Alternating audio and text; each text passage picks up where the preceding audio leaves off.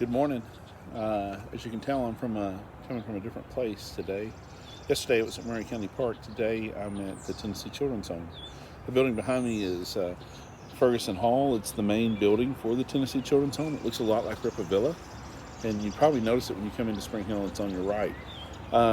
This campus here has a pretty neat history. It is one that before it was the Tennessee Children's Home in the 1930s till now, it was a military academy. Before that, it was a house that was just a private residence and home to a pretty famous mystery.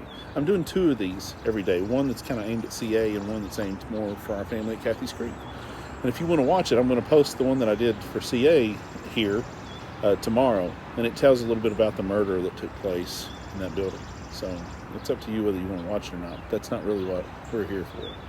So today, though, the Tennessee Children's Home is a neat story. Basically, the churches in Columbia, there was a tragedy that resulted in several children being without their parents. I think it was a fire. There were 5 children in the family, and the 2 parents were both killed in the fire. This is in the 19-teens. And the churches in Columbia got together to begin an orphan's home. Orphanages are not as common today as they once were, and even the Tennessee Children's Home's function has changed along those lines. The idea being that it was important to raise children who didn't have parents in a way that they should be raised. And it's quite a legacy. Tennessee Children's Home baptizes, on average, about 30 children a year from all across the state. They've got multiple campuses, and it's a great work.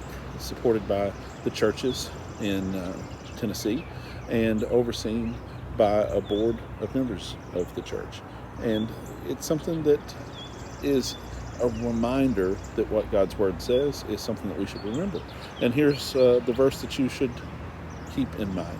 I mentioned this past Sunday morning, too, on the sermon, and I meant to post it yesterday. I'll try to get it on today. It's definitely recorded. But here's the verse. Proverbs 22, verse 6.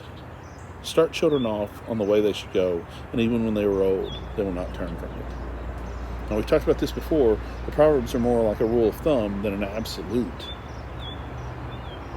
But it's so important to start teaching our children to love God from the beginning.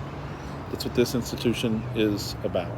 And that's what we as parents and what we as a church and what Stephen and Becky do and everything they do is aimed to help you do that for your children. Faithful parents lead to faithful children. That's the general rule. And I hope that you will model your faith in all that you do so that your children will walk in faith the rest of their life. And then you'll fulfill the words of this proverb. Start children off in the way they should go.